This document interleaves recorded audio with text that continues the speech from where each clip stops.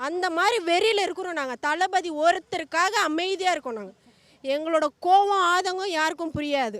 டிவிக்கு மக்கள் என்ன அவுத்து போட்டாடா வராங்க இவனுக்கு, இவன் வீட்டில் இல்லையா, இவன் வீட்டில் இப்படி தான் அவுத்து போட்டு உக்காந்துருக்காங்களா? யோசித்து பேசணும். ஒரு வார்த்தை பேசுறதுக்கு முன்னாடி இவருக்கு தகுதி இல்லைன்னு சொல்கிறாங்க. என் தளபதியை தவிர வேற எவளுக்கு தகுதி இருக்குன்னு முதல்ல சொல்லுங்கள். என் தளபதி என்ன ஊழல் பண்ணிட்டு வந்தாரா? சொந்த காசை எடுத்துகிட்டு வந்து கட்சியில் போட்டுட்டு உக்காந்துருக்காரு. மண்டபத்தை விற்றுருக்காரு. நீ வடபழனி இல்லை. இவங்கெல்லாம் எதை விற்றுட்டு வந்தாங்க? ட்ரெயினில் ட்ரெயினில் வந்த இவங்களுக்கே இவ்வளோ இருக்குன்னா அப்போ எங்கள் தளபதி எங்களுக்கு ஒரு வாட்டியும் அரசியல் கற்றுக் கொடுத்துட்டு வந்திருக்காரு.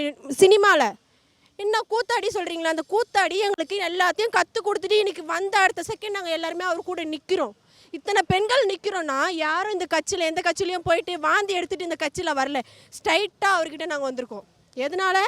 பெண்கள் பாதுகாப்பு, அது ஒன்றுக்காக தான் நாங்கள் வந்திருக்கோம். கேவலமான வார்த்தை பேசுகிறது அவருக்கு எவ்வளோ கொழுப்பாக இருக்கும். அவங்க வீட்டில் இப்படி தான் பேசுவாரா? அப்போது டிவிகே பெண்கள்னால் இவர் என்ன நினைக்கிறாரு? நான் கேவலமான இப்போ டிவிகே பெண் யாருன்னு நாங்கள் காமிக்கிட்டோமே. எங்கள் தளபதியை ஒரு வார்த்தை சொல்லுங்கள், அத்தனை பேரும் பொழந்து கட்டிட்டு வந்துடுவாங்க. இங்கே கேஸ் எடுக்கலாம்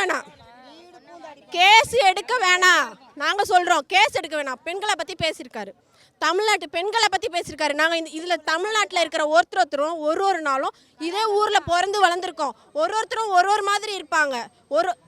ஒரு ஹஸ்பண்ட் வந்து இன்றைக்கி அனுப்புவார், அனுப்ப மாட்டார். டிவிகே கட்சியில் எங்கள் ஹஸ்பண்ட் எல்லாரும் நம்பி அனுப்புகிறாங்க. அதுதான்டா தளபதி விஜய்.